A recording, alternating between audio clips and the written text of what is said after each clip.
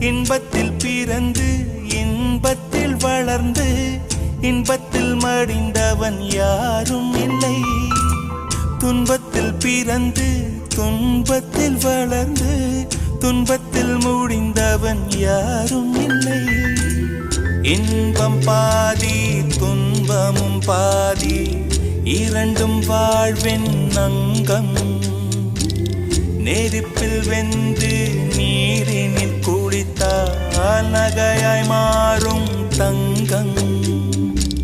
தோல்வியும் கொஞ்சம் வேண்டுமடி, வெற்றிக்கு அதுவே எணியடி.